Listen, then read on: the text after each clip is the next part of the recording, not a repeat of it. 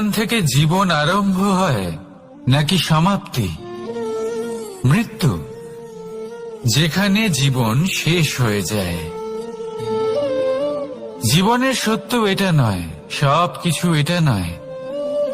ভালো করে ভেবে দেখলে কিছুই যায় আসে না যে আপনার জন্ম কোথায় হয়েছে, কিভাবে হয়েছে। এতেও কিছু যায় আসে না যে আপনার মৃত্যু কোথায় হবে, কিভাবে হবে। যায় আসে তখন গুরুত্বপূর্ণ হলো এটাই যে জীবন আপনি যাপন করেছেন তার উদ্দেশ্য কি ছিল, কি ভাবনা নিয়ে আপনি বেঁচেছেন। এখন যদি আপনি এমন কিছু করেন যার দ্বারা এই সংসার আপনার থেকে জীবন যাপনের প্রেরণা পেতে পারে, মৃত্যুর পরেও আপনার কর্ম দেখে তা স্মরণ করে জীবনে বাঁচতে শেখেন, তাহলে তার তাৎপর্য হলো আপনি নিজের কর্মের দ্বারা, নির্বাচনের দ্বারা অমর হয়ে গেছেন। দেখুন, জীবনে দুশ্চিন্তা করা হলো বৃথা, মৃত্যুর ভয়ও হলো বৃথা। কারণ আত্মা কখনো মরে না, তাকে কেউ শেষ করতে পারে না। না কাল, না মৃত্যু, আর না সময়। যদি এমন কিছু থাকে যা আপনার আত্মাকে শেষ করে দিতে পারে, তাহলে তা আপনারই নিজের দুষ্কর্ম। তাই এই যে জীবনকাল আপনার কাছে রয়েছে, তাতে শুধু শুভ কর্ম করুন, দুশ্চিন্তা করা ত্যাগ করুন। এমন কর্ম করুন যা দেখে সংসার উচিত পথে চলে আসবে, শুভ কর্ম করবে। যদি আপনার মৃত্যুর পরে সংসার আপনাকে স্মরণ করে শিক্ষা লাভ করে, উচিত পথে চলে, প্রেরিত হয়, তাহলে আপনিও অমর হয়ে যাবেন। আসুন আমার সাথে ভালোবেসে বলুন, রাধা রাধা। কথায় আছে, যা কিছু অন্তর থেকে নিঃসৃত হয় তা অশুভ হয় না। অশুভ হলো সেই বোধ, সেই ইচ্ছে যা অন্তর থেকে নিঃসৃত হলেও কখনোই বিবেকের দ্বারা পরখ করা হয় না। এমনই একটা অনুভূতি হলো ক্রোধ। এই ক্রোধ আপনার বিবেকই হরণ করে নেয়, আপনার করুণা হরণ করে নেয়। আপনি ভাবনা চিন্তা করার যোগ্যতাই হারিয়ে ফেলেন। এবার যদি আপনি সংসারকে নিয়ন্ত্রণ করতে চান, ভবিষ্যতের ওপর নিয়ন্ত্রণ রাখতে চান, বর্তমানের ওপর নিয়ন্ত্রণ রাখতে চান, তাহলে প্রথমে নিজের ক্রোধের ওপর নিয়ন্ত্রণ করা শিখতে হবে। কারণ এই ক্রোধ আপনার বন্ধু নয়, এ আপনার শক্তি নয়, এ হলো আপনার দুর্বলতা। আর এটা শত্রুর শক্তি বাড়িয়ে তোলে, আর শেষ পর্যন্ত ক্ষতি আপনারই হয়। তাই এই ক্রোধকে নিজের নিয়ন্ত্রণে রাখুন। অশুভ মন্তব্য আপনা থেকেই অসফল হয়ে যাবে।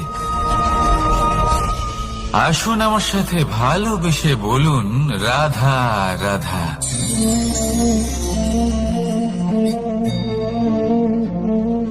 প্রশান্তি জড়িত নিদ্রা মানুষের জীবনের একটা অত্যন্ত গুরুত্বপূর্ণ সুখ এবং প্রয়োজনীয়তাও। দেখতে গেলে এই সংসারের প্রত্যেক পশু পাখি, প্রত্যেক জীব অবশ্যই নিদ্রা প্রাপ্ত করেন। কিন্তু মানুষ, যার মধ্যে বিচার বিবেচনা করার শক্তি অন্যদের থেকে অনেক বেশি, তার কিন্তু ঘুমের কিছু সমস্যা অবশ্যই হয়। কি বলেন? তাই তো। এবার এর কারণ কি? চিন্তা। এবার চিন্তা আমাদের সবার জীবনে আছে। আমরা সকলে জানি যে চিন্তা কখনো আমাদের সাহায্য করে না, তাও আমাদের জীবনে আছে। কেন? চিন্তার মাধ্যমে কি কখনো কোনো সমস্যার সমাধান হয়েছে? অর্থের চিন্তা করলে কি অর্থ লাভ হয়? ভবিষ্যতের চিন্তা করলে কি ভবিষ্যৎ ঠিক হয়ে যায়? স্বাস্থ্যের চিন্তা করলে কি স্বাস্থ্য নিজে থেকেই ঠিক হয়? হয় না।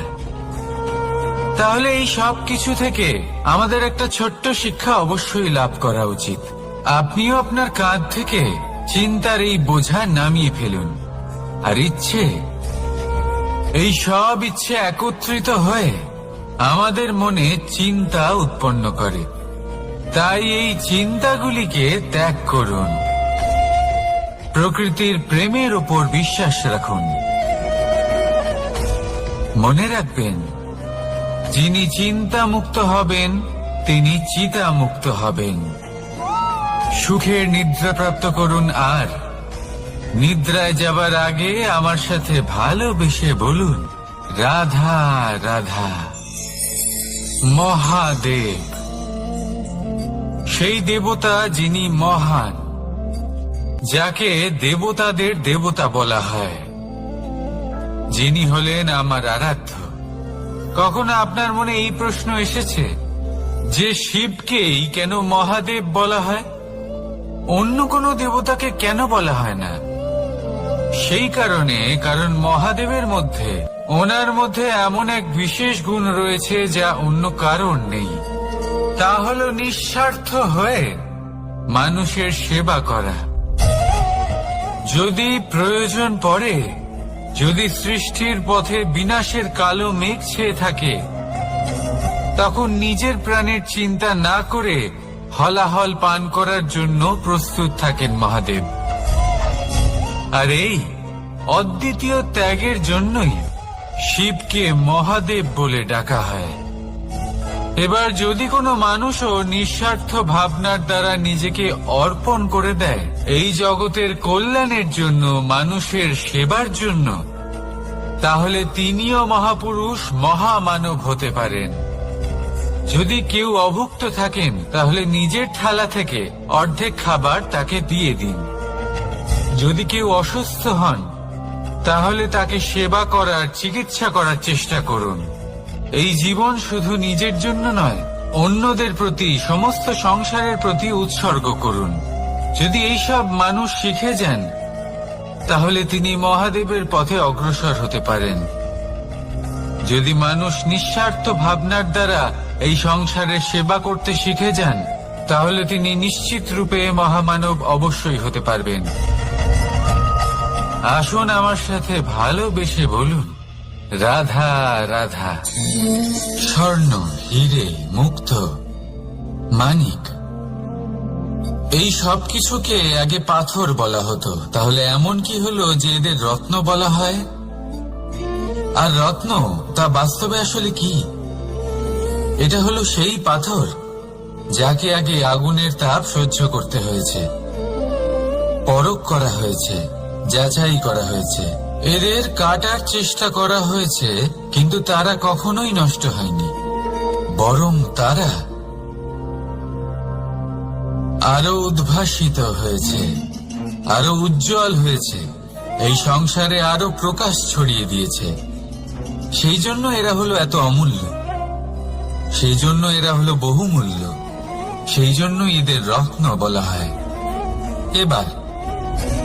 এবার মানুষের কাছেও এই নির্বাচনের অধিকার রয়েছে যে আমরা শুধু পাথর হয়ে থাকব নাকি রত্ন হয়ে থাকব। কিভাবে? আমাদের জীবনেও অনেক সমস্যা রয়েছে, বাধা আছে, বিপত্তি আছে। আমরা সেই বাধার তাপে উত্তপ্ত হই, এই সমস্যা আমাদের কাটার চেষ্টা করে। অনেক মানুষ বিভিন্ন পরিস্থিতি আমাদের ভাঙার চেষ্টা করে, কিন্তু আমাদের নষ্ট হলে চলবে না। যেভাবে এই রত্ন সমস্যার সম্মুখীন হয়ে পাথর থেকে রত্ন হয়েছে, সেইভাবেই আমাদেরও আমাদের সমস্যার সম্মুখীন হয়ে রত্ন হয়ে উঠতে হবে। এই সংসারে প্রকাশের স্রোত হয়ে উঠতে হবে। তাহলে এটাই করুন আর আমার সাথে ভালোবেসে বলুন, রাধা রাধা। সংসারে সব থেকে বড় শক্তি আসলে কি? কেউ বলবেন শারীরিক শক্তি, কেউ বলবেন অস্ত্রের শক্তি, কেউ বলবেন জ্ঞানের শক্তি। ঠিক আছে, কিন্তু যদি আমি বলি সংসারের সব থেকে বড় শক্তি হলো শক্তি কোনো এক তথ্যের, আগে হ্যাঁ, তথ্য। এই তথ্য নিজেই কিন্তু খুব শক্তিশালী, অত্যন্ত শক্তিশালী অস্ত্র হলো এই তথ্য। আর সত্যি বলতে অনুচিত তথ্যের থেকে অনেক বেশি ঘাতক হলো অসম্পূর্ণ তথ্য। যেরকম আজ শাম্ব রুক্মির সাথে করেছে, ওকে অসম্পূর্ণ তথ্য দিয়েছে, তার ফলে বিনাশ হলো। যদি এইভাবেই আপনার কাছেও কোনো অসম্পূর্ণ তথ্য আসে, আর যদি আপনি তা পরখ না করে দেখেন, যাচাই না করে দেখেন, আর নিজের কর্ম করেন, তাহলে উত্থানের বদলে আপনি পতনের সম্মুখীন হবেন। বিকাশের বদলে আপনার বিনাশ হয়ে যাবে। মনে রাখবেন একটা অত্যন্ত গুরুত্বপূর্ণ কথা, সঠিক তথ্য পাওয়া সঠিক তথ্য দেওয়ার থেকে অনেক বেশি গুরুত্বপূর্ণ। আশা করি এই কথা আপনি বুঝেছেন।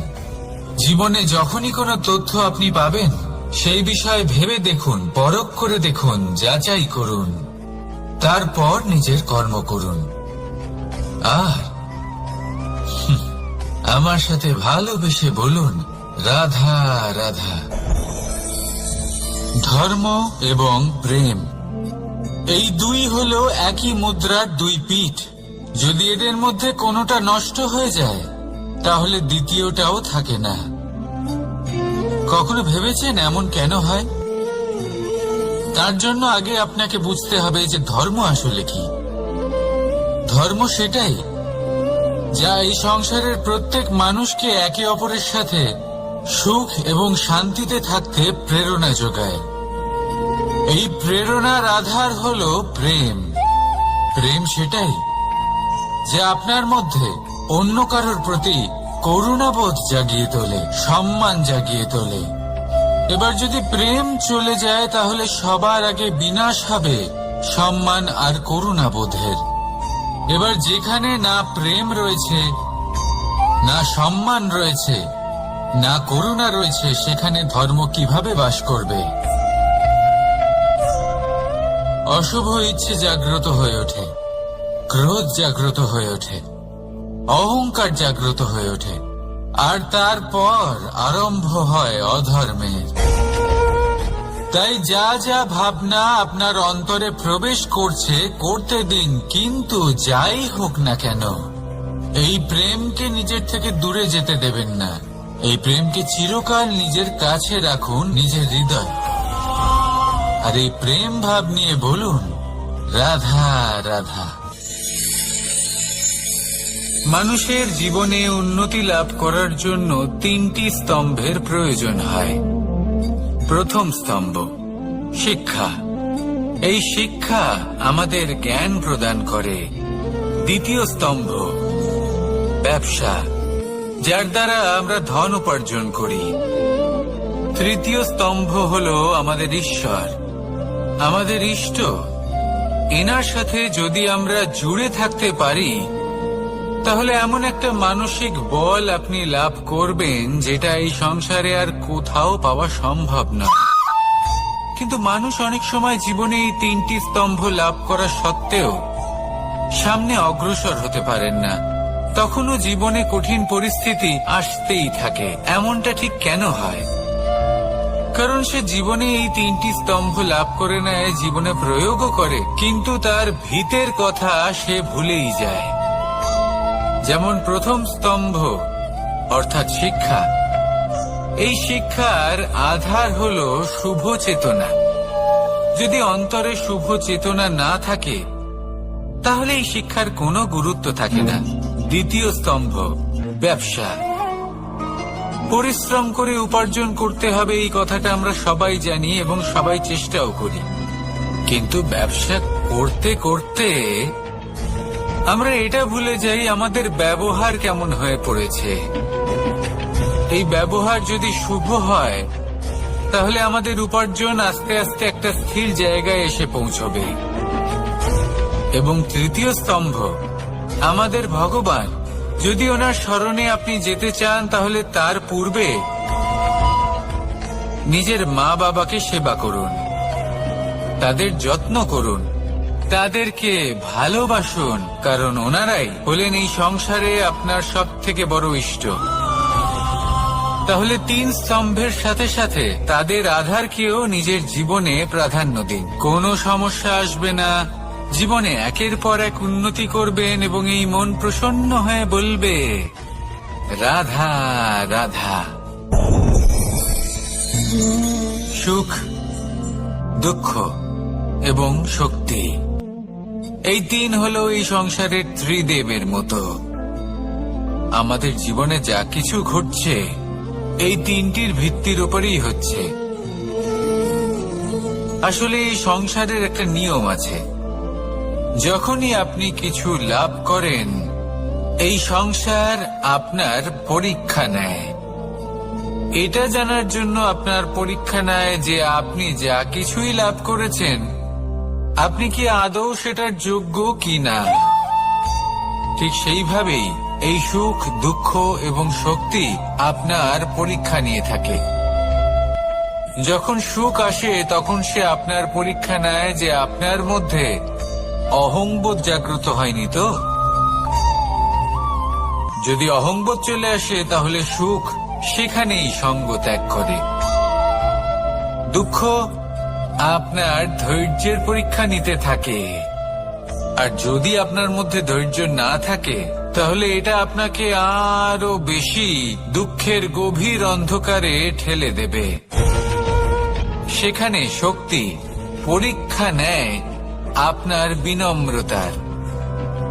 যদি আপনি বিনম্র না হন তাহলে হয় এই শক্তি আপনার সঙ্গ ত্যাগ করবে, নয় এই শক্তি বিনম্রতার অভাবে আপনার পতনের কারণ হতে পারে।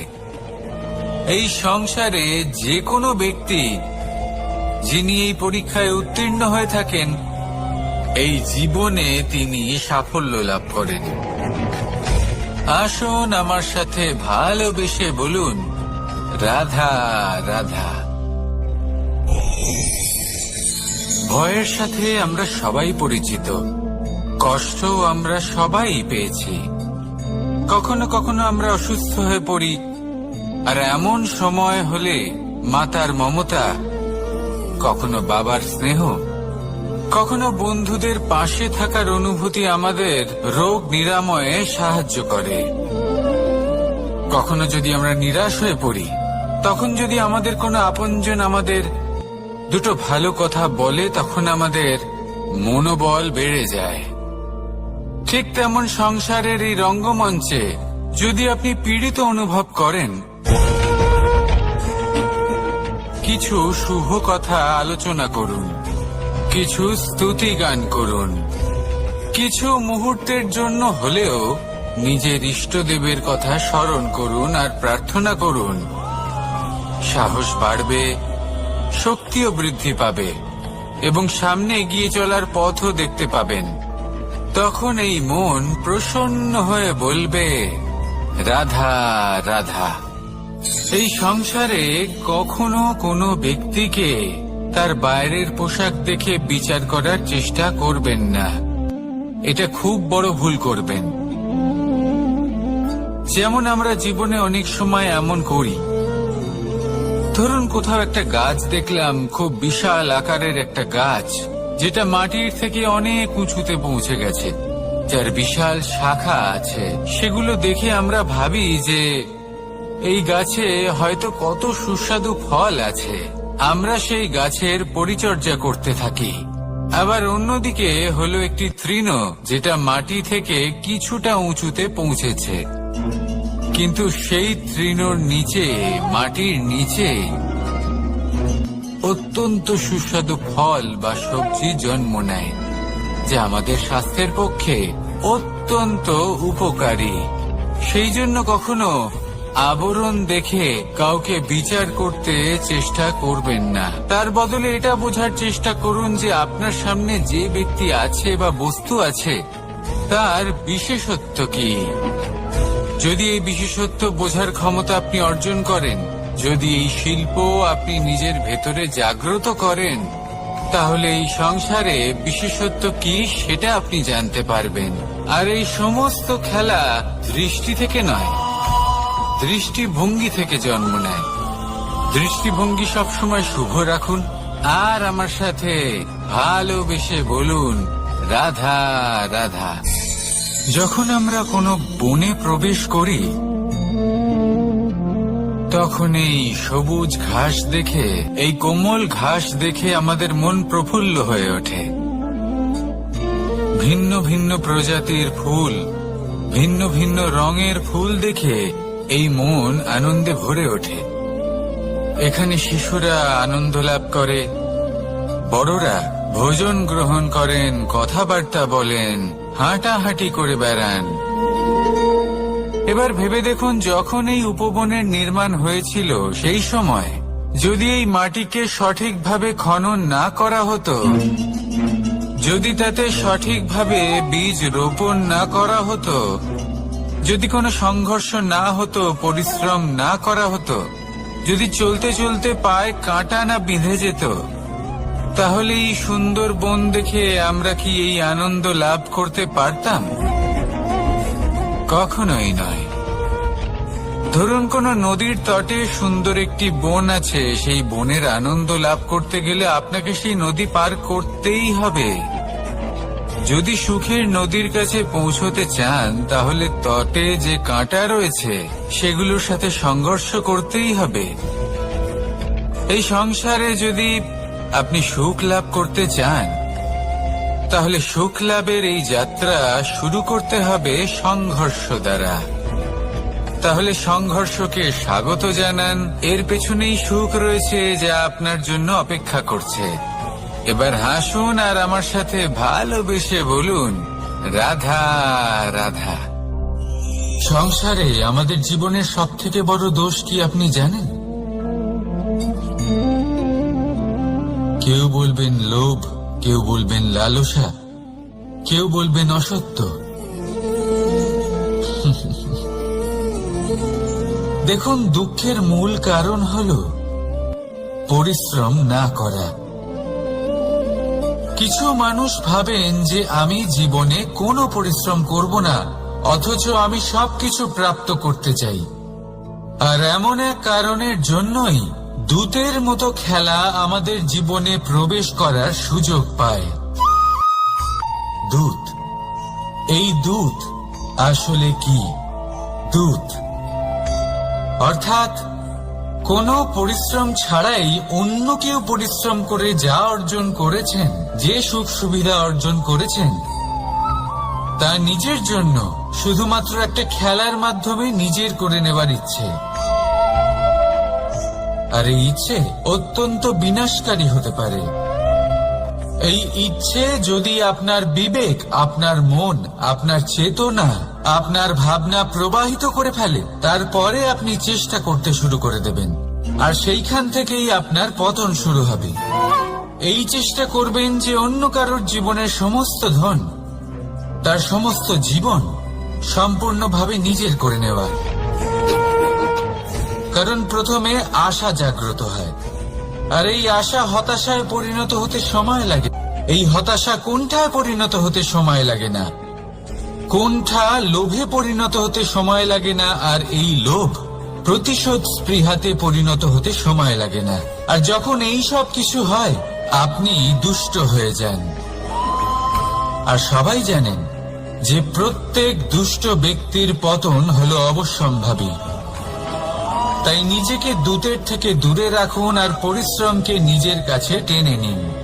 জীবনে আপনার যা যা স্বপ্ন রয়েছে, যা আপনি করতে চান, শুধুই পরিশ্রম দ্বারা অর্জন করুন।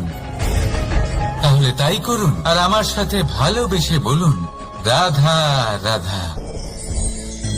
জীবনে কিছু শেখা অত্যন্ত গুরুত্বপূর্ণ।